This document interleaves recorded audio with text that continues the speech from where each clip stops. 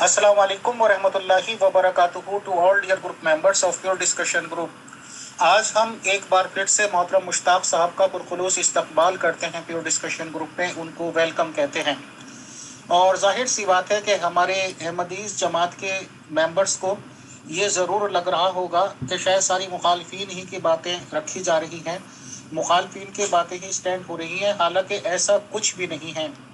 हम तो बार बार अपने अहमदीज़ जमात के दोस्तों को बुला रहे हैं और उनको इनवाइट कर रहे हैं कि वो आएँ और अपना पक्ष रखें। इसी रिगार्डिंग माशाल्लाह खुदा के फजल करम से हम न्यूट्रल एडमिनशिप करते हैं और न्यूट्रलिटी ही कायम रखी जाएगी।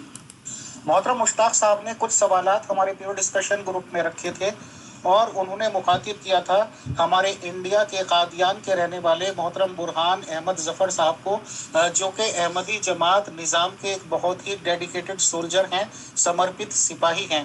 उर्दू में मुझे कहना नहीं आता, वर्ड जो भी होगा। तो क्योंकि हम सभी लोग जानते हैं कि प्योर डिस्कशन ग्रुप में मैसेजेस की तादाद बहुत ज़्यादा रहती है, तो ये सोचते हुए कि शायद बुरहान अहमद ज़फ़र साहब की उन मैसेजेस पे नज़र ना पड़े और वो ना देख सके, तो मैंने उनको पर्सनल में फॉरवर्ड कर दिया था मैसेजेस को, ऑडियो मैसेजेस थी मुश्ताक साहब की, और उसके बाद बुरहान अहमद ज़फ़र साहब का जवाब भी मुझे आ गया था। तो मैंने सोचा कि मैंने कहा सब लोग बिजी हैं, तो इसी वक्त एडमिन बोर्ड पे मैं उनके जवाबात पेश कर देता हूं बुरहान अहमद ज़फ़र साहब के। तो जाहिर सी बात है कि उन्होंने बिल्कुल फेवर और अच्छे पॉइंट रखे होंगे, या ये कि प्लस पॉइंट रिगार्डिंग अहमदी जमात निज़ाम। तो मैं यहाँ पे वो पेस्ट कर देता हूँ। वो हम्बल रिक्वेस्ट है कि मुश्ताक साहब और सभी डियर मेंबर्स सुन लें, और जो भी उसका मौक़िफ़ हो मुश्ताक साहब का, या जो भी आप उनमें कहना चाहते हो, तो उस रिगार्डिंग बातचीत शुरू करते करते करते इस टॉपिक को आज के शुरू कर दिया जाए। शुक्रिया, जज़ाकल्लाह। हाँ जी, अस्सलाम वालेकुम रहमतुल्लाह। इनकी तो वो कहते हैं ना कि जल गई है, मैंने जो बात की है इनकी जल गई है। अल्लाह ताला ही है इन लोगों को हिदायत दे। और इस कदर बूढ़ा इंसान है और ज़बान इसकी इनकी देखें कि किस किस्म की इस्तेमाल कर रहे हैं। अल्लाह ताला अगर किसी को हिदायत ना दे तो फिर वो ऐसे ही होता है। तो मैं ऐसे शख्स को क्या जवाब दूँ? इन लोगों को तो कुछ भी पता नहीं है। ये तो पिट्ठू हैं मौलवी मोहम्मद अली साहब के, जिन्होंने यहाँ से सारा खजाना लूटा और ये चाहते थे कि जी मैं खलीफा बन जाऊं और सदर अंजुमन ही खलीफा होगी। खैर ये एक बहुत लंबा टॉपिक है, इसके ऊपर मैं आपके इस फोरम के ऊपर पहले भी बात कर चुका हुआ हूँ। ये कोई मेरे लिए नई बात नहीं है। तो क्या इन लोगों को जवाब दें जिनकी ज़बान देखें कितने किस कदर गलाजत पकती है, और कोई शरीफ इंसान इस तरह की बात नहीं कर सकता। इनकी शराफत इनके मुंह से टपकती है। इसीलिए एक मकूला है, कुल्लो इनाइन यंज़हु मा फीह, कि हर बर्तन में से वही चीज उस टपकती है जो उसके अंदर होती है। जितना गंद इन लोगों के अंदर भरा हुआ है वही ये उगल रहे हैं। अल्लाह ताला ही है इनको पाक को साफ करे, वरना तो कोई नहीं कर सकता जी। और जहाँ तक खिलाफत का बात है तो खिलाफत को ये ना हजरत मिर्ज़ा महमूद अहमद साहब से लें, ना ये हजरत हकीम मौलवी नूरुद्दीन साहब देहलवी से लें, हम बात ही कुरान करीम से कर लेते हैं। कुरान करीम में अल्लाह ताला ने फरमाया है वादल्लाहु अल्लज़ीना आमनु मिनकुम व आमिलुस सालिहाति ला यस्तखलिफन्नहुम फिल अर्ज़ि कमा इस्तखलफल्लज़ीना मिन क़ब्लिहिम। अल्लाह ताला ने ईमान लाने वालों और आमाले सालिहा करने वालों के साथ ही वादा किया है कि वो उनमें खलीफे बनाएगा। जहां जो लोग मोमिन होंगे, जो आमाले सालिहा करने वाले होंगे, खिलाफत तो उनमें रहनी है। तो इनमें कहां से खिलाफत कायम हो जाएगी और कैसे कायम रह सकती है? जहां खिलाफत कायम है वो इसके नतीजा में कायम है कि उनमें ईमान वाले भी मौजूद हैं और आमाले सालिहा करने वाले भी मौजूद हैं। जहां ये दो बातें जमा होंगी तो लयस्तखलिफन्नहुम फिल अर्ज़ि कमा इस्तखलफल्लज़ीना मिन क़ब्लिहिम वाली बात पूरी होगी कि जरूर उनमें अल्लाह ताला खलीफे बनाएगा। तो यहाँ तो जमात अहमदिया में जो खिलाफत का निज़ाम है वो कुरान करीम की इस आयत की रोशनी में है। बाकी रही बात कि इनको अगर खिलाफत से तो ये लोग खुद अलग हुए। हजरत हकीम मौलवी नूरुद्दीन साहब देहलवी रज़ी अल्लाह ताला अन्हु को इन्होंने खलीफा माना कि नहीं माना? फिर आगे क्या बीमारी पड़ गई थी इन लोगों को अगली खिलाफत में? मौलवी मोहम्मद अली साहब को क्या जरूरत थी कि खिलाफत से पहले ही पम्फलेट और फोल्डर शाया करके गांव गांव में फैलाते फिरते کہ بھئی اب خلافت کی ضرورت نہیں.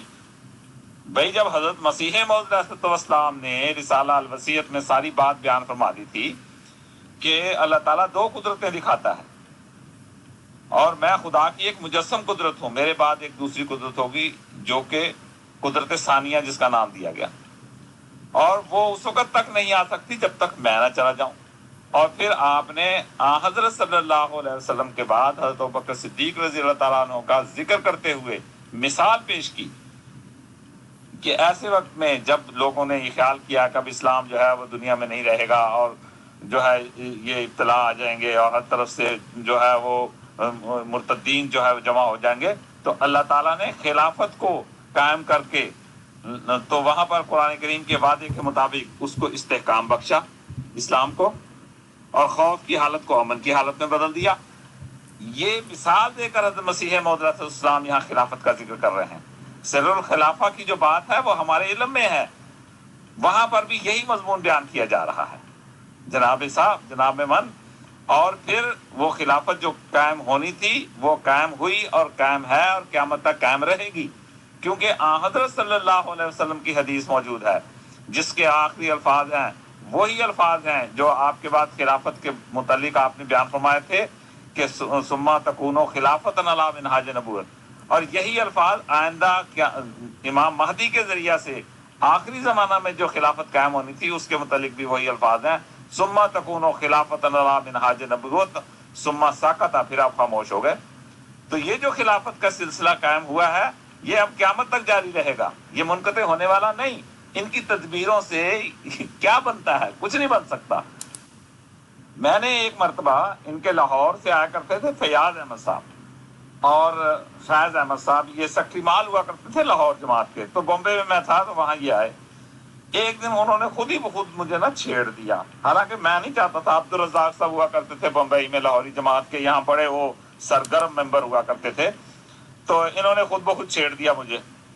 تو میں نے کہا دیکھیں محترم، میں صرف آپ سے ایک بات پوچھنی چاہتا ہوں.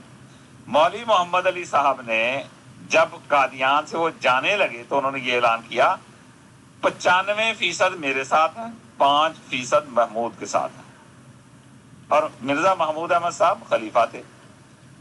میں نے کہا مجھے یہ بتائیں 100 سال خلافت کو گزرے، وہ جو 95% تھے وہ آج کتنے ہیں، اور جو 5% تھے وہ کتنے ہیں؟ کیا خلافت کی وجہ سے خدا نے بقول مولوی محمد علی صاحب اس 95% 5% کو کیا 99% نہیں کر دیا؟ اور تم ایک فیصد بھی نہیں ہو اس وقت پورے دنیا میں. کہاں ہو؟ ہندوستان میں ہے کوئی ایک آدمی بیٹھا ہوا ہے دہلی میں، جو ان کی جماعت تھی کشمیر میں، سارے کے سارے اہل حدیث کچھ بن گئے، کچھ سنیوں کے ساتھ جا کے مل گئے، ختم ہو گئے یہ لوگ. یہ خلافت کا نظام تھا جس نے جماعت کو مستحکم رکھا. جنہوں نے خلافت چھوڑی خدا نے ان لوگوں کی صف لپیٹ کر رکھ دی. تو یہ روئے نہیں تو اور کیا کریں گے، اور انہوں نے قیامت تک روتے رہنا ہے.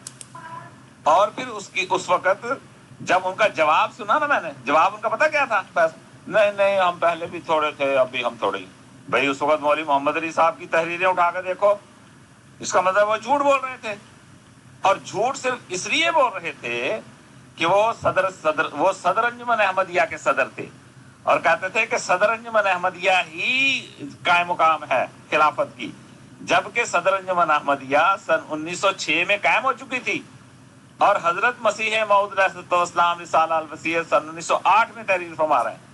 آپ نے اس میں کہاں لکھا ہے کہ صدر انجمن احمدیہ ہی میری خلیفہ رہے گی؟ کہیں ذکر کیا اس میں؟ کوئی نہیں کہیں خلیفہ وہاں رہنے کا ذکر کیا. خلافت کا ذکر آپ الگ سے فرما رہے ہیں، اور صدر انجمن احمدیہ الگ سے وہاں پر رجسٹرڈ ہو رہی ہے، اور وہ گورنمنٹ میں رجسٹرڈ تھی. ایک سوسائٹی کی ضرورت تھی، ایک آرگنائزیشن کی ضرورت تھی جو کہ گورنمنٹ کے معاملات کے تحت جو اس کے حسابات دکھانے پڑتے ہیں، اس کے باقی معاملات دیکھنے ہوتے ہیں، جس میں سیکٹریان مقرر ہوتے ہیں، ناظران بنتے ہیں، وہ ایک الگ چیز تھی. چونکہ مولوی محمد علی صاحب صدر انجمن احمدیہ تھے، اور صدر انجمن احمدیہ خلیفہ کے تابع ہوتا ہے، اور تکلیف یہی تھی کہ مولوی محمد علی صاحب کو کہ حضرت مولوی حکیم نور الدین صاحب بھیوی رضی اللہ تعالیٰ عنہ خلیفہ ہیں، اور ان کی خلافت کے ہوتے ہوئے مولوی محمد علی صاحب کا بس نہیں چل رہا تھا، اور بار بار آپ تنبیہ فرما رہے تھے میں تو تم لوگوں کی خلافت پر تھوکتا بھی نہیں، جو تم لوگ کہتے ہو کہ ہم نے خلیفہ بنایا ہے، میں تمہارے کہنے پہ خلیفہ نہیں بنا۔ جب آپ نے تقریر فرمائی جس پر یہ سارے روئے اور دوبارہ بیعتیں کی انہوں نے حضرت خلیفۃ مسیح اول کے ہاتھ پر، وہ سین بھول گئے ہو؟ کیوں بیعت کی دوبارہ تم لوگوں نے؟ تمہارے بزرگوں نے اٹھ کے واپس اسی وقت الگ ہو جاتے۔ بدنیتی آپ لوگوں کی تو پہلے سے تھی، مولوی محمد علی صاحب کی بدنیتی تو اسی وقت ظاہر ہو گئی تھی۔ ابھی حضرت خلیفۃ مسیح اول رضی اللہ عنہ بیمار بھی نہیں ہوئے تھے، پہلے ہی اشتہار چھپوا کے رکھ لیے کہ ہمیں خلافت کی ضرورت نہیں۔ بھئی جب خدا خلافت قائم کرنا چاہتا ہے، جب حضرت محمد مصطفیٰ صلی اللہ علیہ وسلم کی پیشگوئیوں کے مطابق خلافت قائم ہونی ہے، تو تم لوگوں کی کیا مجال تھی کہ تم خلافت کو روک سکتے؟ جی السلام علیکم ورحمۃ اللہ وبرکاتہ۔ سامعین، میں نے ابھی جناب برہان احمد ظفر صاحب کی لمبی تقریر سنی۔ سب سے پہلے تو یہ انتہائی جھوٹ بول رہے ہیں کہ مولانا محمد علی صدر انجمن احمدیہ تھے۔ لو جی، ان کی جہالت کا یہ حال ہے۔ حکیم نور الدین وفات تک صدر انجمن احمدیہ رہے، مولانا محمد علی کبھی بھی صدر انجمن احمدیہ نہیں رہے، نہ ہی تھے۔ دوسرے، مولانا محمد علی صرف سیکرٹری تھے انجمن کے۔ جی دوسرا جھوٹ انہوں نے یہ بولا کہ رسالہ الوصیت 1908 میں لکھا گیا۔ لو جی، یہ ہیں ہمارے جماعت کے چیف مربی جو کہ آج کل فائر ہو چکے ہیں۔ ان کو تبلیغ کرنے سے منع کر دیا گیا ہے کیونکہ ان کا کردار انتہائی خراب تھا۔ انہوں نے سب سے پہلے مجھ پہ اٹیک کیا، تو سب سے پہلے میں بھی انہی پر اٹیک کروں گا، لیکن اس سے پہلے کہ میں ان کی ذاتیات پر جاؤں، میں ان کو کہوں کہ اس بندے کی جہالت کا یہ حال ہے کہ مرزا صاحب نے 1905 میں انجمن بنائی اور اس کے ساتھ ہی رسالہ الوصیت بھی لکھ کے پبلش کر دیا۔ میرے سامنے جو رسالہ الوصیت پڑھا ہے، جس کو جو کہ میں نے ان کی alislam.org سے لیا ہے، وہ first published in Amritsar India 1905۔ لو جی، اے تے ساڈے کی کہندے نے جی، ساڈے مفتی تو نہیں ہے، یہ مربی ہیں۔ اچھا، ان کو یہ نہیں پتا کہ یہ رسالہ پبلش 1905 میں ہوا تھا۔ دوسرے، ان کو یہ بھی نہیں پتا تھا، یہ آج وہ جو باتیں کر رہے ہیں، یہ مرزا صاحب نے جو حضرت مولانا محمد علی کے متعلق جو تحریریں فرمائی تھی، میں آپ کو ان کی یہ سکیننگ بھجوا رہا ہوں، انہی کی رائٹنگز میں۔ انہوں نے تو مولانا محمد علی کے بارے میں بہت نیک خواہشات کا اظہار کیا تھا، اور وہ کہتے تھے کہ مجھے ایک تحفہ ملا ہے۔ مولانا محمد علی، حکیم نور الدین ان کو اپنی روحانی غذا کہا کرتے تھے۔ ان سے بڑی بڑی وابستہ خدمات تھی، یہ بہت پڑھے لکھے لوگ تھے۔ یہ تو جاہل آدمی ہیں، یہ صاحب آپ کی جو بات کر رہے ہیں۔ وہ وکالت کا پیشہ کرتے تھے، وہ وکالت کا پیشہ چھاڑ کے مرزا غلام احمد قادیانی کے قدموں میں آوسے تھے، اور مرزا غلام احمد قادیانی نے کہا کہ میری جو میرا ان کے متعلق ہے، مجھے الہاماً ان کو بتایا گیا ان کے متعلق کہ یہ صالح ہیں، مولوی محمد علی صالح ہیں۔ یہ آج ان کے اپنے ہی مسیح موعود کے اس جو مولانا محمد علی کے متعلق یہ الہامات تھے، ان کا انکار کر رہے ہیں۔ ان کو تو یہ بھی نہیں پتا کہ مرزا صاحب نے فرمایا تھا کہ میرے بعد انجمن تمام معاملات سنبھالے گی، اور میرے بعد تم سب لوگ مل جل کر کام کرو جب تک خدا دوسری قدرت نہ بھیجے۔ پھر ایک اور انہوں نے غلط بیانی کی، یعنی جھوٹ بھی یہ بولتے ہیں تو پیچھے نہیں دیکھتے۔ انہوں نے فرمایا تھا کہ میرا بہت دیر سے یہ خواہش ہے، بہت عرصہ سے یہ خواہش ہے، ان کی تحریر میرے پاس موجود ہے، اور اگر آپ نے دیکھنی ہو تو یہ مرزا صاحب کی 5-6 خطوط ہیں مجاہد کبیر میں، ان کی اپنی تحریر میں، یہ لاہور جماعت میں پبلش کیے ہوئے ہیں۔ انہوں نے فرمایا تھا کہ میرا عرصہ دراز سے دل کرتا ہے کہ میں اپنی جماعت کو 2 حصوں میں۔ تو جی میں یہ کہہ رہا تھا کہ مولوی محمد علی صاحب کے بارے میں ان کا یہ خیال تھا کہ یہ اللہ تعالیٰ کی طرف سے مرزا غلام احمد قادیانی کو تحفہ ملا ہوا تھا، اور بڑی ان پر آپ کی توقعات تھی، اور یہ خواہش کرتے تھے کہ اے اللہ میری خواہش ہے کہ میں اپنی جماعت کو 2 حصوں میں تقسیم کر دوں۔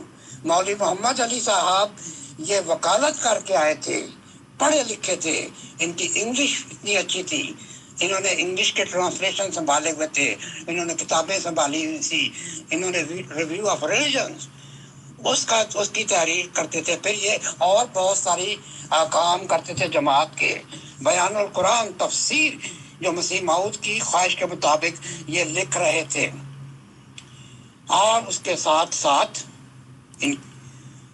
جماعت کا سیکریٹریشپ بھی تھی، انجمن کی سیکریٹریشپ بھی تھی، اور سارا معاملہ انجمن، مالی انجمن کا ہاتھ جو انجمن کے پاس تھا، اور ان کے انچارج مولانا محمد علی تھے۔ ان صاحب کو تو یہ پتہ نہیں ہے، لگتا ہے انہوں نے کچھ تھوڑا سا، مجھے نہیں پتا کیا وجہ ہے، انہوں نے مولانا محمد علی کو کہا ہے وہ صدر انجمن احمدیہ تھے، انا للہ و انا الیہ راجعون۔ وہ ایک دن بھی صدر انجمن نہیں رہے۔ حکیم نور الدین کو حضرت مرزا صاحب اپنی زندگی میں صدر انجمن بنا گئے، اور اپنی وفات کے بعد، کیونکہ ان کی وفات کا ٹائم قریب تھا، تو ان کو الہامات ایسے ہو رہے تھے بار بار کہ اب تیری وفات کا وقت قریب ہے، تو اس لیے پھر انہوں نے انجمن بنائی 1905 میں، اور رسالہ الوصیت بھی 1905 میں لکھا۔ یہ جاہل صاحب کہہ رہے ہیں جی 1908 میں کیا۔ جب مسیح موعود فوت ہو گئے تو اس کے بعد انجمن نے جماعت کے نظم و نسق کو سنبھال لیا۔ اس وقت جو انجمن تھی جن کے 14 ممبران تھے، انہوں نے بالاتفاق حکیم نور الدین کو اپنا جانشین مقرر کیا، اور سب نے ان پر بحیثیت جانشین بیعت کی، اور ان کو جانشین ایک معنوں میں خلیفہ بھی ہوتا ہے۔ آپ کے تو مسلم موعود یہ کہا کرتے تھے، ناصر نواب بھی یہ کہا کرتے تھے کہ یہ خلافت تو حق تھا اہل بیت کا، چلی گئی نائیوں میں۔ تو یہ ان کو تکلیف ہوتی تھی۔ یہ جتنا عرصہ حکیم نور الدین، ان بیچاروں کی خلافت تو صرف 6 سال رہی، اور اس خلافت وہ بزرگی کے یعنی اس دور میں گزر رہے تھے، ان کی آلریڈی عمر بھی اس وقت 80 سال کے قریب تھی۔ دیکھیں ان کا حال، دیکھیں ذرا ان کا حال۔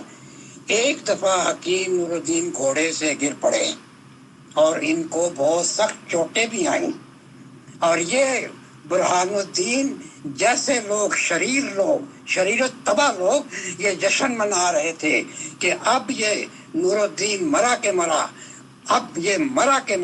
اب خلافت ہمارے گھر میں آئے گی۔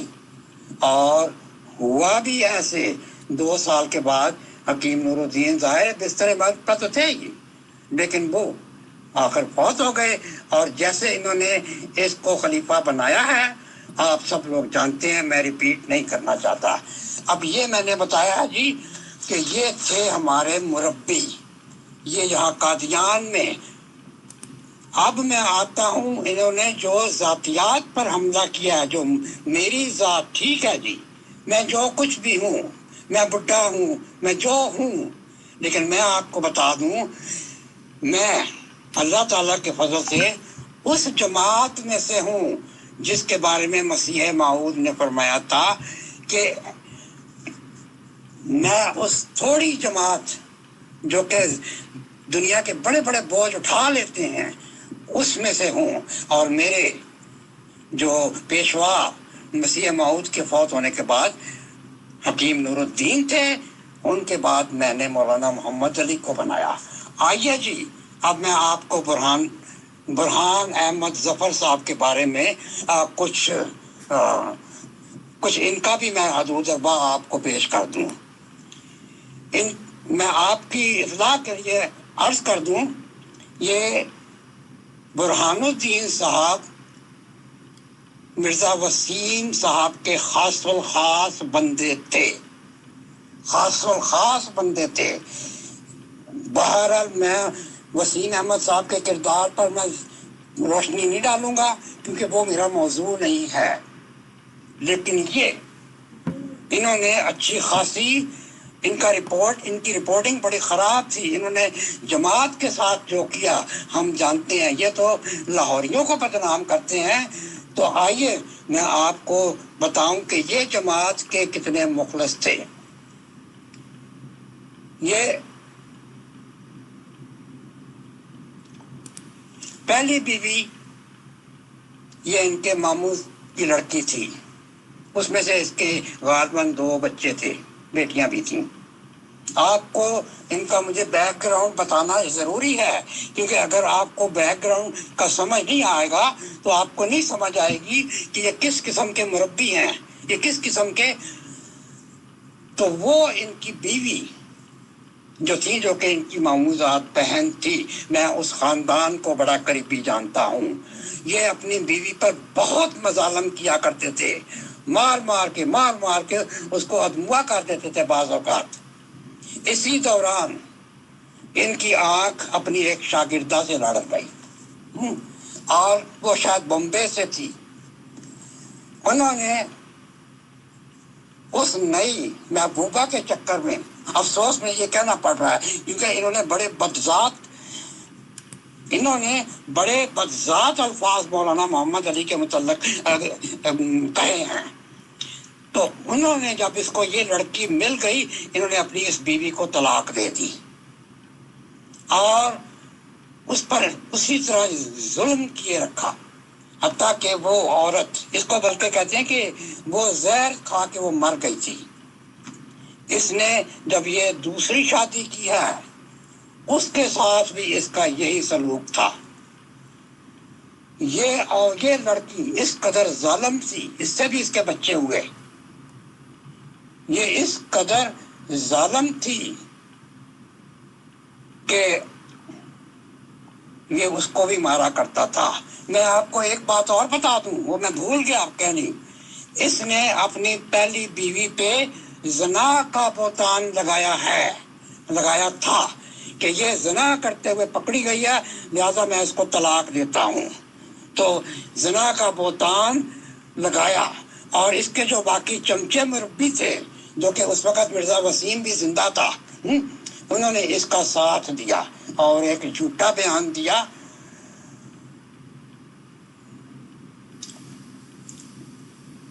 اور اس کے بعد میں نے آپ کو بتایا کہ اس نے اپنی ایک محبوبہ جو ان کی ساتھ طالبہ تھی، اس کے ساتھ، جس کو قرآن یہ پڑھاتے تھے، اس کے ساتھ ان کا پیچا لڑ گیا اور اس سے شادی کر لی۔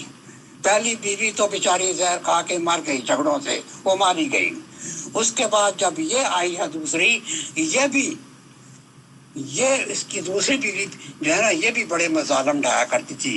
یہ اس کے بچوں پر، جو پہلی بیوی کے بچے تھے، خصوصاً وہ بیٹی، آپ حیران ہوں گے کہ اس کی اس ظالم دوسری بیوی نے اس کی پہلی بیوی کی بیٹی، جو اس کی اپنی سگی بیٹی تھی، اس کی کمر پہ ایک دفعہ گرم استری رکھ دی اور اس کا پشت چلا دی۔ وہ دوسری بیوی بھی ان کے مظالم سے تنگ آ کے وہ زہر کھا کے وہ بھی مر گئی تھی۔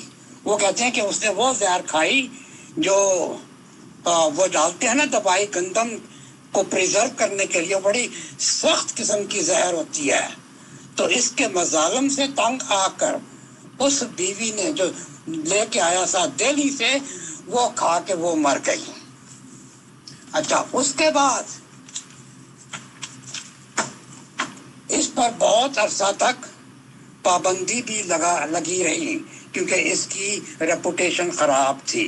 غالباً مرزا وسیم فوت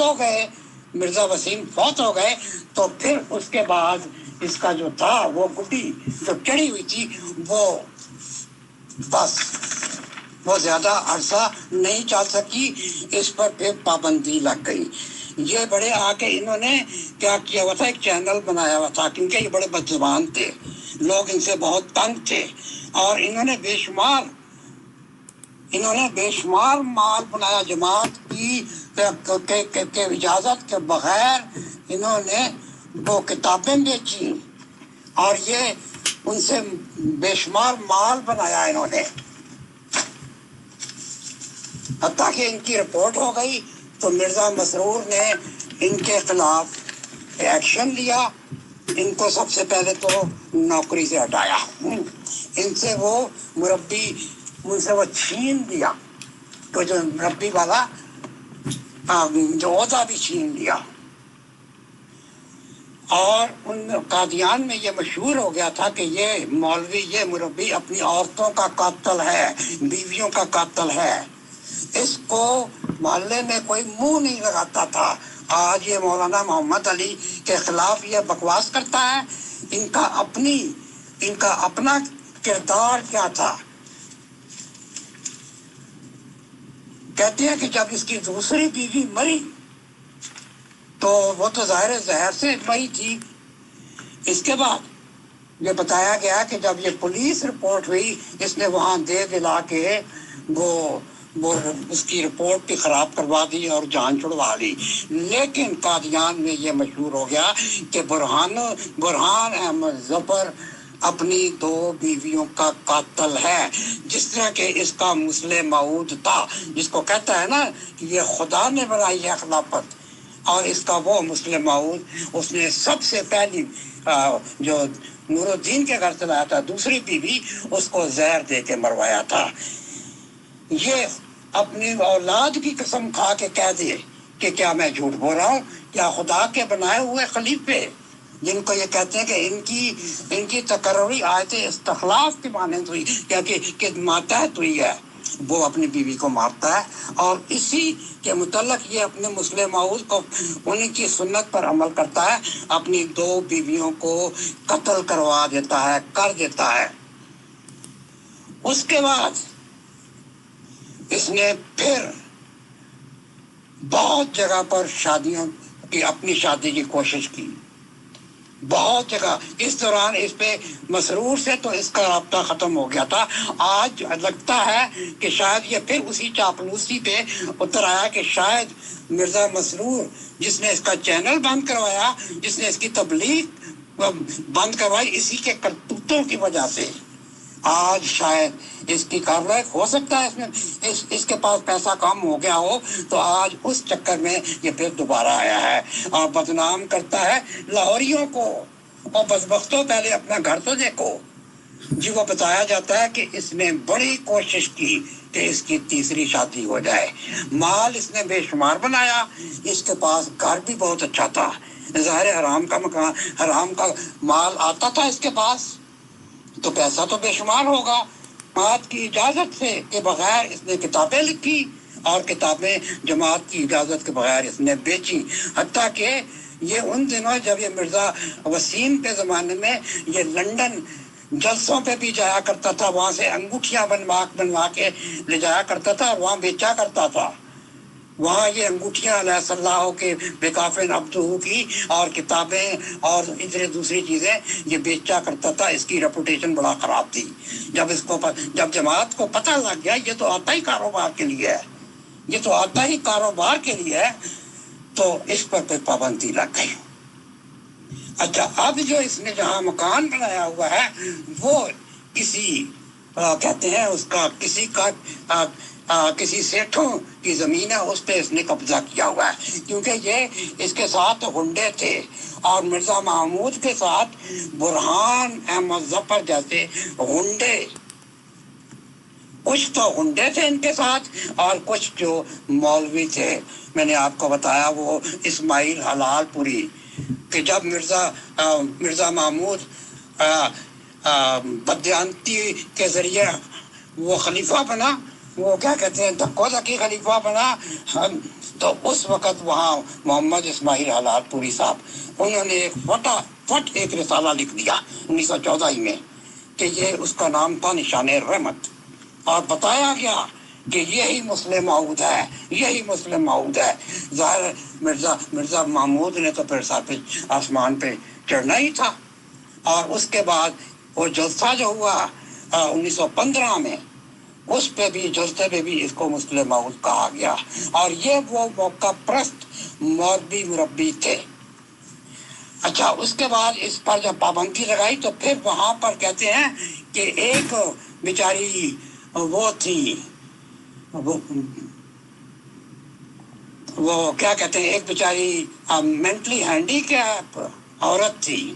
لوگوں نے کہا کہ برہان ظفر آج کل فارغ ہے، اکیلا ہے، تم اس کے ساتھ شادی کر لو۔ لیجئے وہ مینٹلی ہینڈی کیپ خاتون، انہوں نے آج بھی وہ وہی ہیں، اللہ کرے وہی ہوں، انہوں نے انکار کر دیا کہ یہ بدبخت اپنی پہلی 2 بیویوں کا قاتل ہے۔ لوگوں نے کہا کہ نہیں، اس کے پاس اپنا مکان ہے، تمہیں اس کا مکان مل جائے گا۔ اس نے کہا ہرگز بھی نہیں، جس نے پہلی 2 بیویوں کو قتل کیا ہے ان کو زہر دے کے مارا ہے، جس طرح ان کے مسلم معود نے مارا تھا، آج یہ ان کے جھنڈے گاڑ رہے ہیں، یہ بھی مار دے گا۔ اس عورت تک نے انکار کر دیا ان کے ساتھ شادی کرنے پر۔ آج یہ لنڈورے پھر رہے ہیں قادیان میں، یہ لنڈورے پھر رہے ہیں، اور خلیفہ صاحب مسرور صاحب ان کو لفٹ نہیں کراتے۔ انہوں نے شاید یہ دیکھا ہے کہ شاید میں آج مسرور صاحب کے جھنڈے گاڑ کے ایک دفعہ پھر میں اس جماعت کے کام کر دوں۔ ان پر پابندیاں لگ چکی ہیں، یہ لوگ جماعت والے لوگ اس بدبخت کو پسند ہی نہیں کرتے وہاں۔ تو میرا ذاتی خیال ہے ان کا کوئی رشتہ دار ان کو پوچھتا تک نہیں ہے۔ تو یہ تھا جی ان کا بیک گراؤنڈ، اور یہ ہے ہمارے قادیان کے مربیوں سے سب سے سینئر مربی ہیں، لیکن ان کے پاس وہ تبلیغ کا کام بالکل بھی نہیں ہے، ان کو نہیں، کیونکہ یہ انتہائی بد کردار انسان ہے۔ اور لیکن شرفا ایک حد تک کی بد کرداریوں کو یہ برداشت کرتے ہیں۔ بہرحال میرا ذاتی خیال ہے کہ اتنا ان کے لیے کافی ہے۔ اب اگر آپ کو ان کے بارے میں کوئی سوال ہو تو مجھ سے پوچھئے، میں بتاؤں گا کہ یہ اس قابل بھی ہیں کہ یہاں آ کے جماعت کے لیے باتیں کریں، کیونکہ یہ تو خود وہاں سے نکلے ہوئے ہیں، ان کو نکال دیا گیا ہے جماعت سے تو فارغ نہیں کیا، لیکن ان سے تبلیغ وغیرہ کا کام لے لیا گیا ہے۔ ان کا کردار گندا ہے۔ اگر کوئی دوست سمجھتے ہیں کہ یہ شریف ہیں ابھی بھی 2 بیویوں کو مارنے کے بعد یہ اپنی اولاد کے ساتھ کتنی یہ ظلم اور زیادتی کرتے ہیں، تو ان کو کوئی خاتون دے دیں۔ جی میرا خیال ہے میں یہاں پر ان کی جو داستان ختم کرتا ہوں، اس کے بعد انہوں نے جو ایلیگیشن لگائے ہیں لاہور جماعت پہ، ان کو میں ایڈریس کروں۔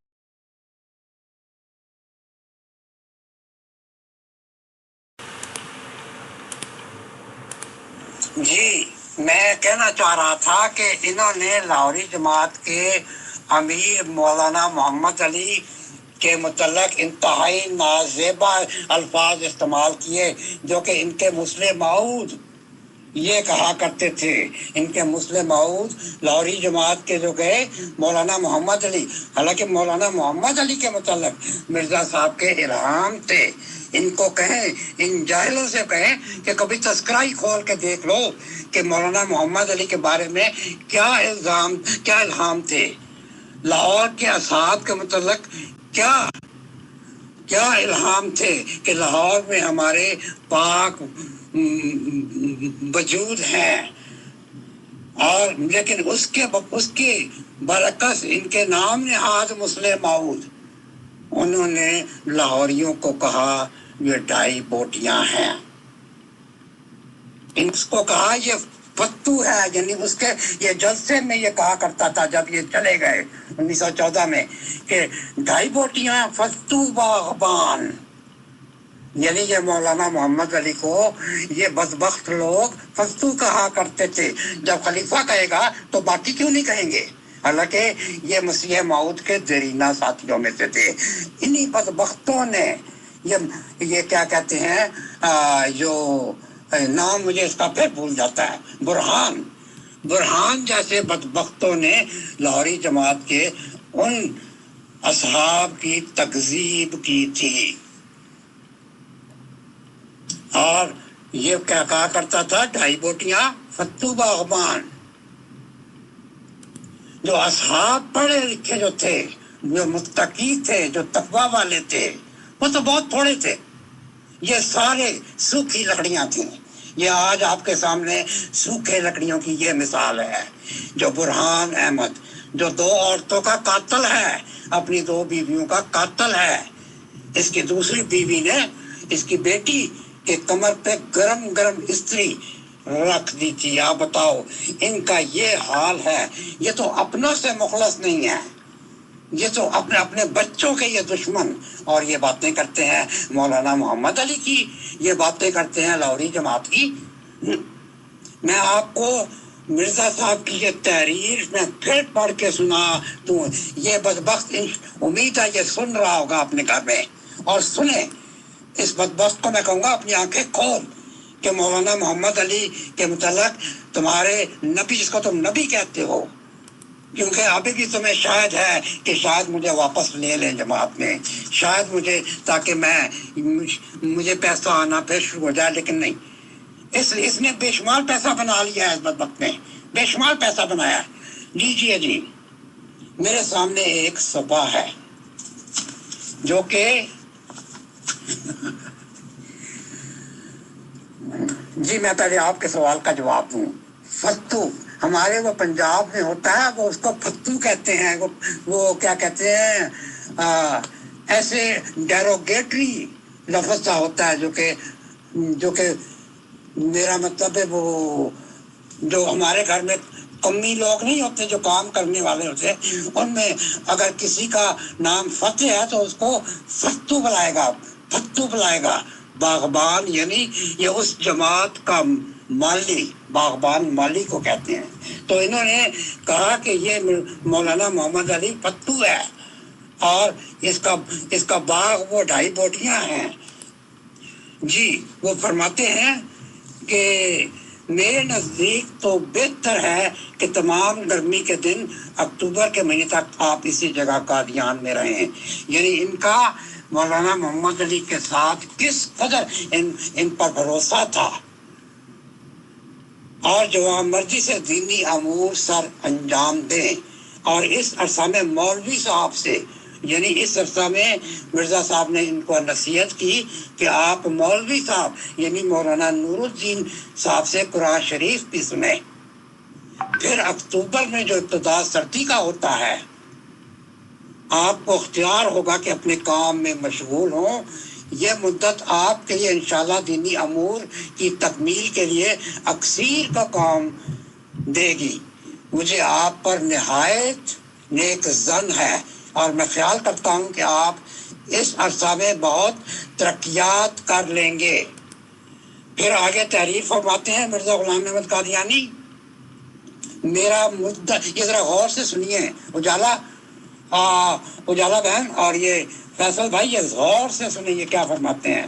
یہ بدبخت ان کو کیا کہتا ہے کہ وہ بھاگ گئے، وہ چلے گئے، وہ 90% وہاں چلے گئے۔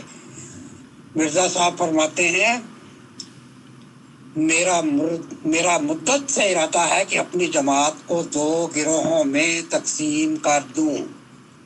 ایک وہ گروہ جو کچھ دنیا کے ہیں اور کچھ دین کے ہیں، اور بڑے بڑے امتحانوں کی برداشت نہیں کر سکتے اور دین میں بڑے بڑے کام نہیں کر سکتے۔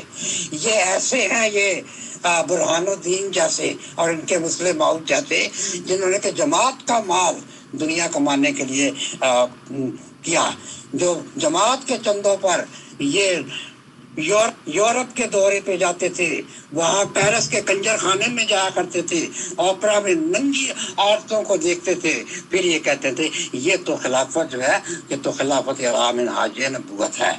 اور یہ صاحب یہ اپنی اولاد کی قسم کھا کے کہہ دیں، اگر یہ سچے ہیں نا، کہ کیا ان کے مسلم ماؤد قادیان میں سیسل ہوٹل کی ڈانسر، اٹالین ڈانسر جو وہاں بیلے ڈانسر تھی، اس کو قادیان میں لائے یا کہ نہیں لائے؟ یہ اپنی اولاد کی قسم کھا کے کہے کہ یہ جھوٹ، یہ ملک جھوٹ بول رہا ہے، یہ کہہ دیں تو میں مان جاؤں گا۔ دوسرے، انہوں نے وہ کیا تجربہ کیا تھا اپنی بیٹی کے سامنے، جب یہ ناصرہ کے سامنے، جو کہ ان کی بڑی بیٹی تھی، کیونکہ اس کی شادی ہونے والی تھی، اس کے بعد وہ روفو جب لاہور واپس گئی، اس نے کیا کیا؟ جا کے ان کے خلاف کیوں پرچہ دائر کیا؟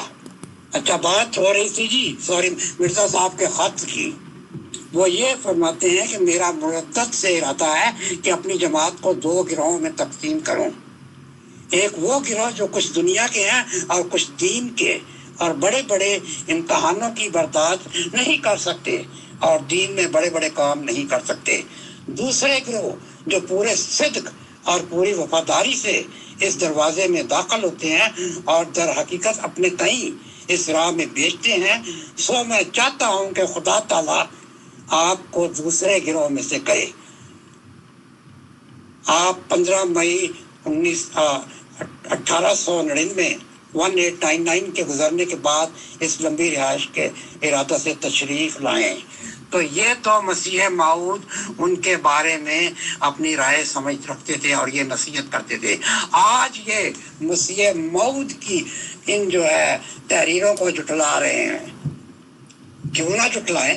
ان کو تو ایک مسلم موعود مل گیا جس نے کہا کوئی نہیں، چل سے چل، وہ ایک بیوی مر گئی ہے تو کی کوئی بات نہیں، اس کو زہر دے دیا ہے تو کوئی بات نہیں، میں نے بھی تو اپنی پہلی بیوی کو زہر دے کے مارا تھا، میں نے بھی امتل ہائی کو زہر دے کے مارا تھا، تم نے اگر اس پہ ظلم کر دیا تو کیا ہو گیا؟ میں بھی امتل ہائی کو مارا کرتا تھا، اس کو دوسرے لوگوں کے سامنے سنایا کرتا تھا، میں بھی تو کرتا تھا۔ اسی لیے اس بدبخت نے اپنی بیوی پہ زنا کا الزام لگایا اور طلاق دے دی، پھر کہا کوئی بات نہیں، دوسری لے کے آؤ، یہ دوسری لے کے آتا ہے اور اس کے ساتھ بھی یہی سلوک، اس کو بھی انتہائی زہریلا، وہ تو خود مر گئی بیچاری اس کے ظلم سے، اس نے وہ دوائی کھا لی جو گندم میں رکھتے ہیں تاکہ یہ اس کو کیڑا نہ لگے، وہ بیچاری خود زہر کھا کے مر گئی۔ اور جب بہرحال جو بھی ان پہ کیس چلا نہیں چلا، میں اس کی تفصیلات میں نہیں جاتا۔ اب اس کو تیسری بیوی کوئی نہیں دیتا پورے قادیان میں، اب یہ لگا ہوا ہے یہ شاید میں اس طریقے سے دوبارہ اپنا امیج برقرار رکھوں، شاید مجھے میرے چینل کو کھولنے کی مرزا مسرور اجازت دے دے، شاید مجھے تبلیغ کی اجازت دے دے۔ واضح رہے ان صاحب پہ تبلیغ کرنے کی بھی پابندی ہے۔ میں تو حیران رہ گیا ہوں، کیا یہ اپنے خلیفے سے پوچھ کے آیا جس کو کہتا ہے کہ وہ آیت استخلاف کے تحت بنا ہوا ہے؟ یہ جھوٹ اور یہ بکواس کرتا ہے، اس کو تو اجازت نہیں ملی۔ بہرحال میں اس کے لیے دعا گو ہوں کہ اے اللہ، اگر یہ ظالم ہے، اگر اس نے اپنی دونوں بیویوں پر ظلم کر کے ان کو زہر دے کے مارا ہے، تو اے اللہ اس بدبخت کا انجام بھی اس کے دوسرے خلیفے، جس کو یہ کہتا ہے قدرت ثانیہ کا دوسرا مظہر، اے اللہ اس کا انجام ویسا ہی کر۔ 10 سال یہ بھی اپنے مسلم موعود کی سنت پہ عمل کرے، اسی طرح یہ فالج، اسی طرح یہ گندی بیماریوں میں سڑ کے یہ مرے، کیونکہ اس نے قادیان میں بڑے ظلم کیے۔ بہت ظلم کیے. میں آپ سے اجازت چاہتا ہوں, میں زیادہ بات نہیں کر سک رہا, یہ موضوع اتنا دکھی ہے, مجھ سے نہیں برداشت ہوتا. جی محترمہ, آپ یہاں آزاد ہیں. انہوں نے خدا کے نام پہ جھوٹ بولا اور یہ کہا خدا نے مجھے معمور کیا ہے.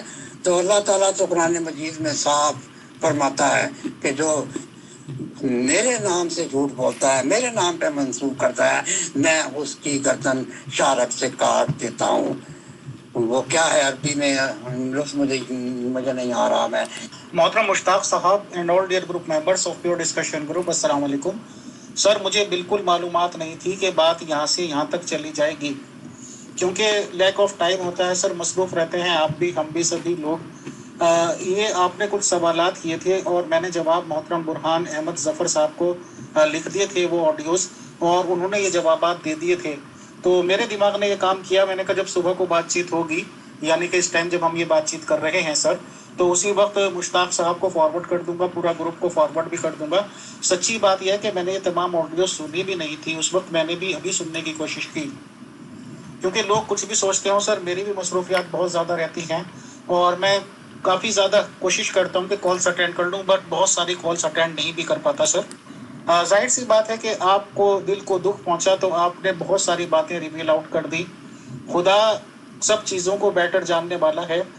بس میں تو اتنا کہہ سکتا ہوں سر کہ یہ ہمارے دوستوں میں سے ایک دوست ہے محترم برہان احمد ظفر صاحب, اور جو احمدیز ڈیلیگیشنز میرے سے 3 یا 4 بار ملنے آئے ہیں, تو اس میں محترم برہان احمد ظفر صاحب بھی ان لوگوں میں شامل ہیں کہ جن کی میرے سے ملاقات ہوئی ہے ہمارے ہی گھر پہ محترم.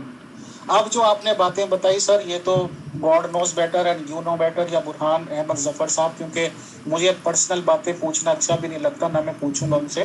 بہرحال کیونکہ یہ باتیں گروپ میں ہو رہی ہیں تو وہ سن لیں گے, خود کچھ کہنا چاہیں گے تو ویلکم ہے سر. بٹ میں آپ کو لیٹسٹ جانکاری اتنی ضرور دے سکتا ہوں, اور میں سمجھتا ہوں کہ میرا فرض بنتا ہے کہ کیونکہ میں ایک طرح سے ان کے دوستوں میں ہوں یا وہ میرے دوست ہیں, تو اتنا ضرور شیئر کرنا چاہوں گا. پتہ نہیں 6-8 مہینے کی 10 مہینے کی بات ہو گئی ہوگی, ٹائم گزرتے ہوئے دیر نہیں لگتا کورونا کی وجہ سے, اور میکسیمم 1 سال کی بات ہوگی.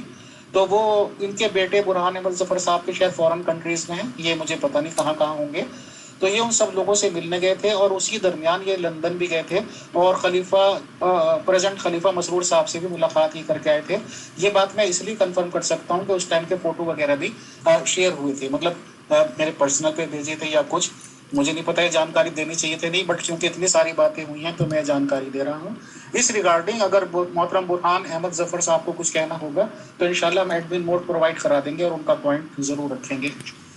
جی فیصل بھائی, میں تو تیار ہی نہیں تھا کہ انہوں نے کون سے سوال کیے ہیں, تو بہرحال میرا ذہن میں یہی تھا کہ چونکہ میں نے ان کو کہا کہ سر الخلافہ پڑھیں, یہ اس قدر جاہل ہے, انہوں نے سر الخلافہ آج تک پڑھا ہی نہیں ہے, ورنہ یہ کبھی بھی اس مسرور کو خلیفۃ المسیح نہ کہتے. یہ مسرور مرزا طاہر کا خلیفہ ہے. اس کو کہو کہ سر الخلافہ پڑھو. میں نے لاسٹ کی آپ کی 2-3 آڈیوز نہیں سنی محترم, تو میں تو ابھی آپ سے ہمبل ریکویسٹ یہ کروں گا کہ جو باتیں ہو چکی وہ ہو چکی. اب ٹائم بھی کافی ہو گیا ہے, تو میں سمجھتا ہوں کہ 15-20 منٹ تک اس پروگرام کو اور چلا دیا جائے آج کے لیے.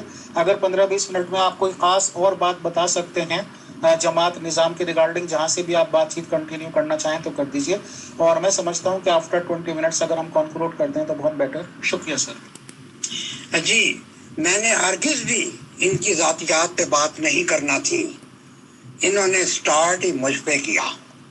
ٹھیک ہے جی, میں تو جذباتی ہوں, میں تو اپنے بزرگوں کو ڈیفینڈ کرتا ہوں, پر یہ اس قدر بے غیرت ہیں, یہ اپنوں کو بھی نہیں, یہ اپنے بزرگوں کو ڈیفینڈ نہیں کرتے, ان کو یہ جھٹلاتے ہیں. انہوں نے جس کو یہ نبی کہتے ہیں اس کی بات انہوں نے جھٹلائی. میں نے ان کو پہلے ہی کہا تھا کہ میاں جی آپ سر الخلافہ تو پڑھیں, اس میں کیا لکھا ہے. مرزا محمود نے ان کو یہ کہا تھا کہ لاہوریوں کا لٹریچر نہ پڑھو, اور بھائی وہ تو لاہوریوں کا لٹریچر نہیں تھا, وہ تو عربی میں مرزا صاحب نے سر الخلافہ کتاب لکھی تھی. تو مرزا محمود کو کبھی بھی خلیفۃ المسیح نہ کہتے, اس کو کہتے خلیفہ تو خلیفۃ المسیح. تو جب یہ مرزا محمود اپنے 10 سال عبرتناک عذاب کے بعد اوپر چلا گیا تو اگلا جو ان کا بیٹا آیا ان کی خواہش کے مطابق یہ کہتے ہیں جی یہ آیت استخلاف کے ماتحت خدا نے ہاں انہی کو سارے اختیارات دے دیے کہ چلو جی کاکا جی ہم تیرے بعد تیرا بیٹا بھی آئے گا. حالانکہ یہ خود کہتے تھے کہ میرا بھی یہ عقیدہ ہے حضرت عمر کی طرح کہ باپ کے بعد بیٹا خلیفہ نہیں ہونا چاہیے. تو یہ تو انتہائی مکاری سے باتیں ان پر ڈال دیا کرتے تھے. تو ان کا دوسرا بیٹا بھی آ گیا تو اس کو کہتے خلیفہ المسیح. مرزا طاہر کو کہتے خلیفہ المسیح. آپ بتائیں ایسی ٹرمیں تو رسول اللہ صلی اللہ علیہ وسلم کی خلافت راشدہ میں بھی نہیں ہوئی. جب حضرت ابو بکر صدیق یہ فوت ہوئے تو اس وقت حضرت عمر ان کی خلافت جب بنی تو لوگوں نے اس وقت یہ ہو گیا کہ ان کو ٹائٹل کیا دیا جائے. حضرت ابو بکر صدیق کا ٹائٹل تو خلیفۃ رسول تھا، لیکن جب حضرت عمر خلیفہ بنے تو لوگوں نے کہا آپ کا ٹائٹل، انہوں نے کہا جی خلیفۃ الرسول. تو حضرت عمر نے فرمایا تھا کہ میرے بعد بھی آئندہ بھی خلفاء آئیں گے تو ہر دفعہ خلیفۃ کی گردان لگاتے رہیں گے، تو بہتر ہے آئندہ خلفاء کو امیر المومنین کہہ لیا کریں. اس جاہل مربی کو کہو کہ یہ تھا ٹائٹل خلفائے راشدین کا، امیر المومنین، یہ خلیفہ. اور اسی لیے ان کے دل میں اس قدر قدورت تھی حکیم نور الدین کے خلاف. ان کا نانا مرزا محمود کا نانا ان کو نائی کہا کرتا تھا، کیونکہ ہمارے دیش میں خلیفہ نائی کو بھی خلیفہ کہتے ہیں. لو جی چلو جی مان لیا، ہم ان کی بات مان لیتے ہیں کہ وہ جی نور الدین تو نائی تھے. بظاہر نائیوں کے گھر میں ان کے خلیفہ ثانی نے نہ صرف شادی کی، یعنی یہ نائی کا جوائی بن گیا، نائی کا داماد بن گیا. آپ بتاؤ آج سارے انہی کے خاندان میں نائی چل رہے ہیں اور یہ ان کو کہتے ہیں جی یہ خلافت اعلیٰ منہاج نبوت. میں ان کے لیے سوائے اس کے کہ ان کو کہوں کہ لعنت اللہ علی الکاذبین، اس کے علاوہ کچھ نہیں کہتا. اور یہ کہوں گا انا للہ و انا الیہ راجعون کہ انہوں نے مال کے چکر میں، پوزیشنوں کے چکر میں کیا کیا غلیظ عقائد جماعت میں ڈال دیے. جب ان کے خلیفہ ثانی پر جب زنا کاریوں کے چارج لگے تو اس بدبخت نے کہا کہ میرے والد کے متعلق بھی ایسا کہ وہ بھی کبھی کبھی زنا کر لیا کرتے تھے. انہوں نے حوالہ دیا پیغام صلح کا کہ جی پیغام صلح میں یہ لکھا تھا، انہوں نے لاہوریوں نے چارج لگایا ہے کہ یہ قادیان کا جو یہ خلیفہ ہے یہ ہر وقت زنا کرتا رہتا ہے. اور واقعی یہ لاہوری ان کو صحیح کہتے ہیں کہ خلیفہ ثانی. تو اس نے جواب میں کہا کہ یہ کہا جاتا ہے کہ یہ خلیفہ بہت زنا کرتا ہے ہر وقت، لیکن وہ لاہوریوں نے پیغام صلح میں یہ لکھا تھا کہ مسیح موعود بھی کبھی کبھار زنا کر لیا کرتے تھے، اگر اس نے زنا کر لیا تو کیا ہے. تو یہ تو اپنے باپ کو بھی نہیں چھوڑتے. میں تو کہتا ہوں یہ جس تھالی میں کھاتے ہیں اس تھالی میں یہ پیشاب کرتے ہیں. ان پر میں کبھی بھی یقین نہیں کروں گا. یہ بد کردار بھی ہیں، اب تو یہ بد گفتار بھی ہو چکے ہیں. اور میں کھل کے کہہ رہا ہوں انہوں نے جتنی زیادہ تذلیل مرزا غلام احمد قادیانی کی اس جماعت نے کروائی ہے، اس جماعت کے نام نے آج خلیفوں نے کروائی ہے، مرزا صاحب کی اپنی اولاد نے کروائی ہے، اتنے تو دوسرے مسلمانوں کے علماء نے نہیں کی. یہ تو خود ان کو کہتے تھے ہمارے مسیح موعود ہمارے نبی تو کبھی کبھی زنا کر لیا کرتے تھے، وہ عورتوں سے ٹانگیں دبوایا کرتے تھے، مالش کروایا کرتے تھے، اور ٹانگیں ان کی اس قدر اکڑ جاتی تھی جیسے سوکھی لکڑی ہوتی ہیں. اب بتاؤ جی اب کیا کرے. خیر یہ انہوں نے لکھا ہے اپنی باپ کے متعلق. ان کو میں یہ کہتا ہوں کہ انہوں نے جو عیسائی ہیں، جو پال کے فالوور، جیسے پال کے فالوورز نے حضرت عیسیٰ علیہ السلام کا عقیدہ بگاڑا، اسی طرح انہوں نے بھی بگاڑا۔ تو یہ ان کا فرض بنتا ہے کہ پہلے اپنے عقائد کو ٹھیک کرے۔ مرزا صاحب کے متعلق جو بکواس سیرت المہدی میں لکھی ہوئی ہے، جو بکواس ذکر حبیب میں لکھی ہوئی ہے، جو بکواس حیات ناصر میں لکھی ہوئی ہے، جو بکواس اب کیا کہتے ہیں وہ صادق مفتی صادق نے اپنی کتابوں میں لکھی ہے، وہ بکواس مٹائیں پہلے، اس کے بعد آ کے لاہوریوں پہ چارج لگائیں۔ لاہوری اللہ کے فضل سے بے شک تھوڑے ہیں، کیونکہ مسیح موعود یہ کہہ گئے تھے خدا کرے تمہیں تھوڑی سی جماعت میں سے ہو، ان کی تو بات پوری ہو گئی۔ اور یہ ڈگے ہیں، یہ سوکھی لکڑیاں ہیں جن کے بارے میں مسیح موعود نے فرمایا کہ دل کرتا ہے کہ ان کو بالن بنا دیا، ان کو چولہے میں جلا دیا جائے۔ یہ وہ لکڑیاں ہیں، یہ ایسے ہیں ہمارے مفتی صاحب، یہ کیا نام بھول جاتا ہے، برہان صاحب کا۔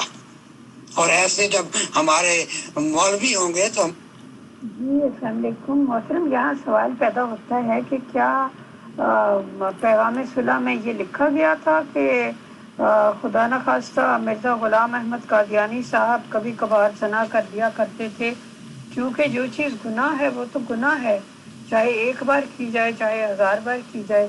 تو اس بارے میں پلیز ذرا وضاحت کیجیے گا۔ جی یہ سوال ایک کسی چینل میں ان سے کیا گیا کہ آپ کی کتاب، آپ کے رسالہ میں لکھا ہے کہ آپ نے کہا ہے کہ خلیفہ بہت بدکار ہے، بہت زنا کرتا ہے۔ تو آپ کی طرف سے جواب آیا کہ یہ الزام لاہوریوں نے لگایا۔ انہوں نے کہا کہاں لگایا اور کب لگایا؟ انہوں نے کہا جی آپ یہ 1934 کا یا 24 کا وہ پیغام صلح ہے۔ ان لاہوریوں نے کہا تھا کہ اگر یہ خلیفہ بہت زنا کرتا ہے تو کیا بات ہے، مسیح موعود بھی تو کر لیتے تھے کبھی کبھار زنا۔ تو آگے سے کہا جی لاہوری تو جب یہ زنا مرزا غلام احمد نعوذ باللہ یہ زنا کیا کرتے تھے، لاہوریوں کا تو وجود ہی نہیں تھا، لیکن انہوں نے چھاپا ہے وہ اخبار پیغام صلح 1930 کے قریب۔ اب یہ جی ان کی عقلیں ہیں اور الزام باپ پہ لگا دیا۔ اس کے بعد میرے سامنے ایک اور مثال ہے، اس نے مجھے 1-2 روز پہلے خط شیئر کیا گیا مرزا محمود کی اپنی ہینڈ رائٹنگ میں۔ یہ جب مرزا محمود اپنے ایکٹ کو، اپنے فعل کو جسٹیفائی کرنا چاہتا تھا تو سیدھا حکیم نور الدین کی مثال دے دیتا تھا یا اپنے باپ کی مثال دیتا تھا۔ اس نے کہا، اس نے الزام لگایا قرآن مجید میں تو یہ کبھی بھی نہیں ہے، قرآن مجید میں 4 تک کی بیویوں کی اجازت ہے، اس کے زیادہ نہیں۔ تو انہوں نے فرمایا کہ حکیم نور الدین نے کہا کہ اگر میں تمہیں کہوں کہ 9 شادیاں تک کر سکتے ہو، یعنی ایسی بات کی جو خلاف شرع، تو اگر وہ 9 شادیاں کر سکتے ہیں یا قرآن سے ان کو 9 شادیوں کی اجازت ہو، جو کہ ہرگز بھی نہیں ہے، تو اگر میں اجازت دے دوں تو اس میں حرج کیا ہے؟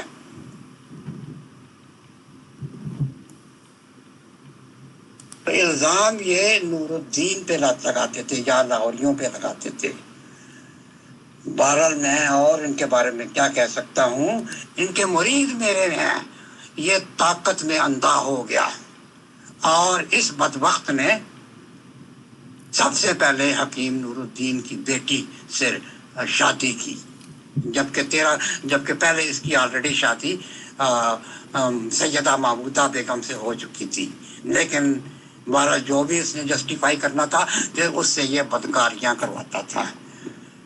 امترہائی نے پھر کیا کہتے ہیں دیوان سنگھ مفتون کے ذریعے اس کو بدنام کیا اور اس کو زہر دے دیا۔ اسی طرح یہ مجھے بتایا گیا کہ یہ جو یہ ریپیٹ ہو رہا ہے، یہ مجھے ہر وقت اس کا نام بھول جاتا ہے، کیا نام ہے، جو بھی ہے، اس کے ساتھ بھی وہی سٹوری ریپیٹ ہوئی، اس کو بھی اس کے بندوں نے بدنام کیا اور اس نے بھی 2 بیویوں کو مارا۔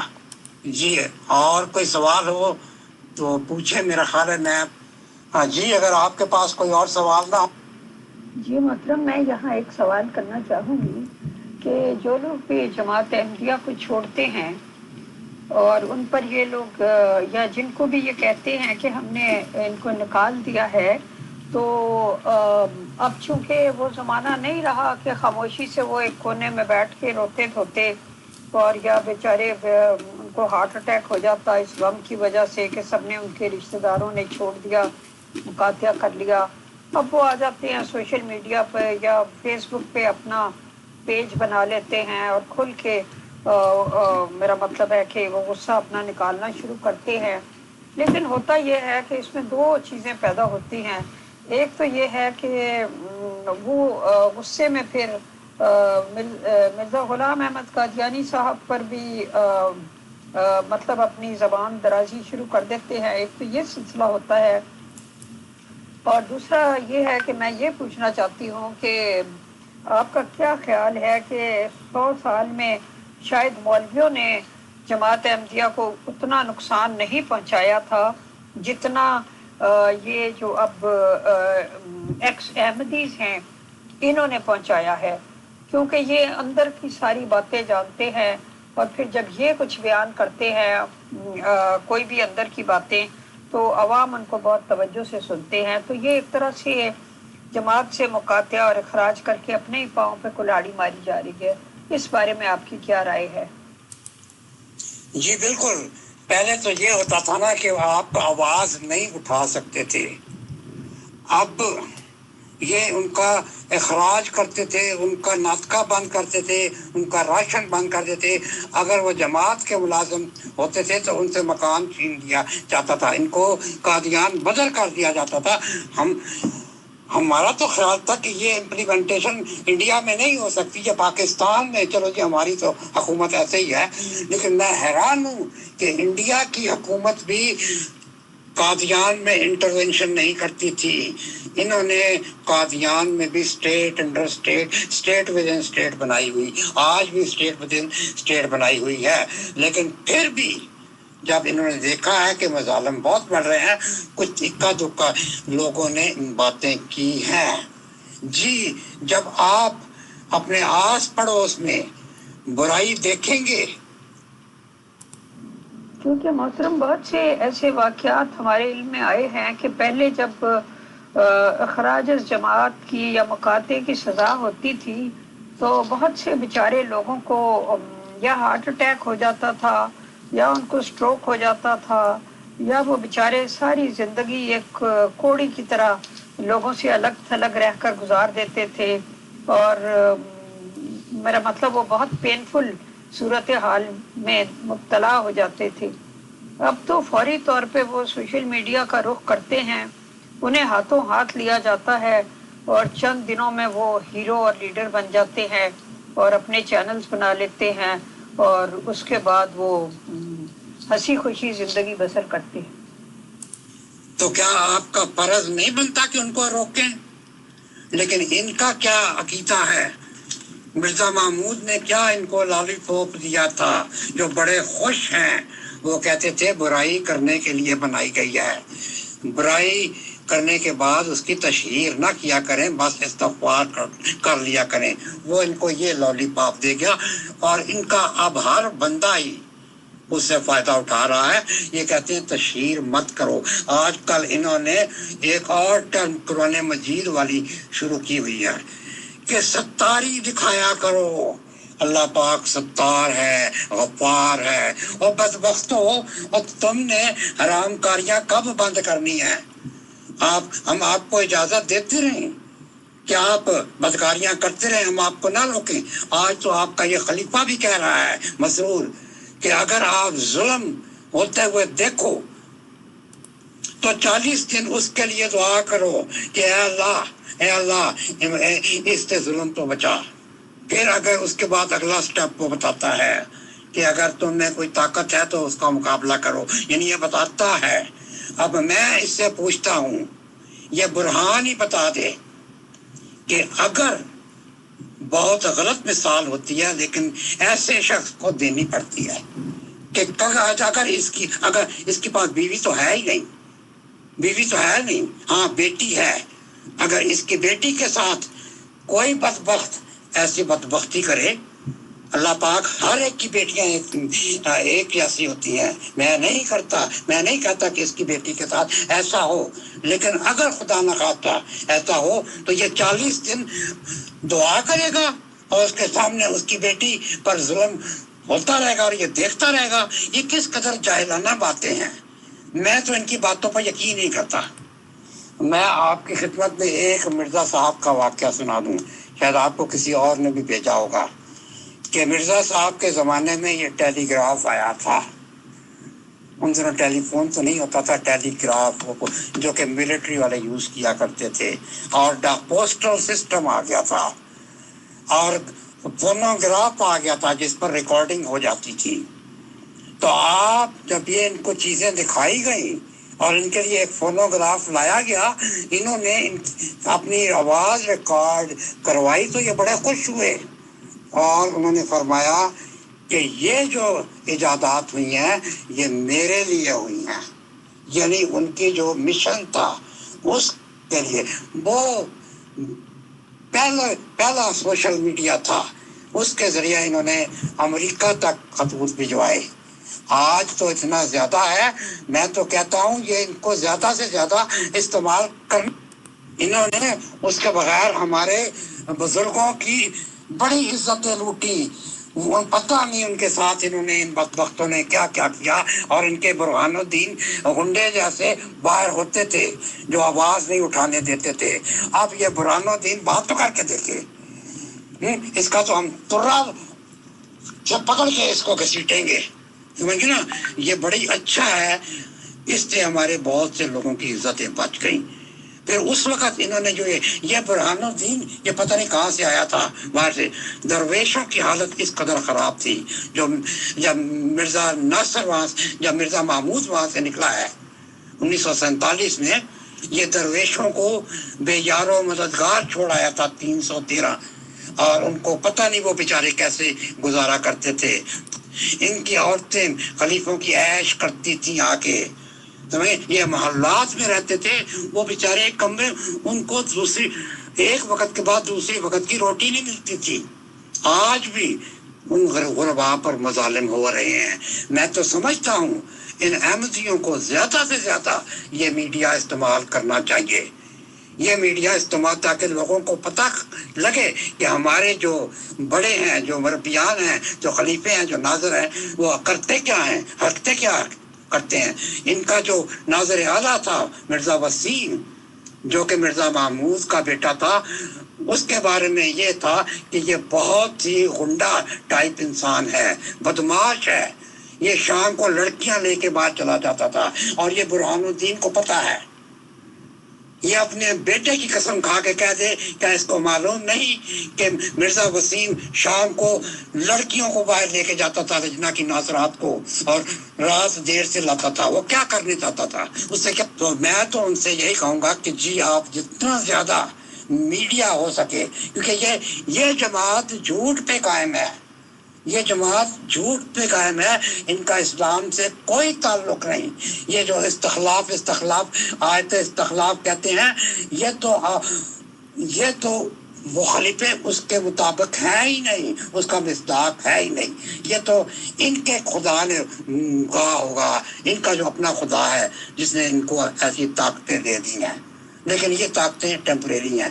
ایسی طاقتیں فرعون کے پاس بھی تھیں، ایسی طاقتیں بھٹو کے پاس بھی تھیں، ایسی طاقتیں آپ کے گاندھی خاندان کتنا عرصہ یہ انڈیا کی حکومت میں رہا ہے، کہاں گئے وہ لوگ؟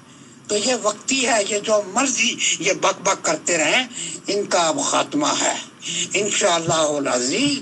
یہ اب خاتمے کے گرد پہنچ چکے ہیں۔ میرا خیال میں آپ کو چند مثالیں دے دی۔ لیکن ایسا ہے مشتاق صاحب کہ ابھی بھی ان کے بعض لوگ جو ہیں وہ دھمکیاں دیتے ہیں اور لیڈیز کے پرسنل نمبروں پہ جا کر غلط باتیں کرتے ہیں۔ اور پچھلے دنوں ایک چھوٹی سی ویڈیو بھی بنائی گئی تھی جس میں ہماری بہن عطیہ غفار صاحبہ کو کے بارے میں پہلے تو انہیں ڈائریکٹ دھمکیاں دی گئیں اور اس کے بعد ان کے بارے میں بہت ہی گندی اور غلیظ زبان استعمال کی گئی. تو جبکہ عطیہ بہن نے جواباً اس کے کچھ بھی نہیں کہا تھا. تو یہ اس قسم کی چیزیں ابھی بھی جاری ہیں اور میں یہ سمجھتی ہوں کہ ہر ہماری بہن کو یہ چاہیے جو بھی یہاں موجود ہیں اس گروپ میں کہ اگر انہیں کسی بھی ایسے شخص کی طرف سے کوئی دھمکی آمیز کال آئے یا کوئی گالیوں والی آڈیو آئے یا کوئی لکھا ہوا کوئی اس طرح کی بات آئے تو انہیں فوری طور پہ انتظامیہ کو مطلع کرنا چاہیے اور اس کا اسکرین شاٹ بنا کر شیئر کرنا چاہیے. کیونکہ یہ کوئی طریقہ نہیں ہے کہ آپ کوئی وضاحت دینے کی بجائے دوسروں کو دھمکانے کی اور فحش گالیاں دینے کا اور دھمکیاں دینے کا کہ ہم آپ کے گھر پر آ کر آپ کو دیکھ لیں گے اور یہ کر لیں گے وہ کر لیں گے. یہ وتیرہ ختم کرنا چاہیے کیونکہ اگر سوشل میڈیا ان کے لیے فائدہ مند ہے تو دوسرے لوگ بھی اس سے اسی حساب سے فائدہ اٹھا سکتے ہیں. تو یہ میری بہت ہی ہمبل ریکویسٹ ہے کہ سب کو چاہیے کہ ایک دوسرے کے ساتھ انسانی عزت و تکریم کی سطح پہ بیہیو کریں اور وہ طریقے مت اختیار کریں جن کی عادت پڑ چکی ہو ان کو چھوڑ دینا چاہیے. جب زمانہ بدل جاتا ہے تو وہ ہتھیار جن سے وار کر کے اپنے آپ پہ نقصان ہو جاتا ہے ان کو ترک کر دینا چاہیے. مغل مین and all dear group members of pure discussion group, السلام علیکم. آپ کی آڈیو سن کے میں اس بات کو کنفرم کرنا چاہتا ہوں کہ خدا کے فضل و کرم سے میں نے جب سے یہ گروپ چلایا ہے ایز اے فیملی گروپ چلایا ہے، اس میں ممبرس آپس میں لڑ جھگڑ بھی پڑتے ہیں اور پھر خدا کے فضل و کرم سے ایک بھی ہو جاتے ہیں. اور میں کوشش کرتا ہوں کہ مثبت رول ادا کروں سب کے لیے، اور انتظامیہ انشاءاللہ نیوٹرل تھی. یہ جانکاری میرے پاس بھی آئی ہے اور کئی ممبرس نے اس طرح کی کوششیں کی. پہلے مجھ سے کوششیں کی کہ کچھ ممبرس کے لیے مجھے مس گائیڈ کیا جائے اور غلط انہوں نے گائیڈنس دی. اور ابھی مجھے یہ جانکاری بھی ملی ہے جیسے آپ نے کہا کہ عطیہ میم کے پرسنل پہ بھی کافی کچھ بولا گیا ہے. میں ایسی چیزوں کو کنڈیم کرتا ہوں، گالیاں وغیرہ دینے کو.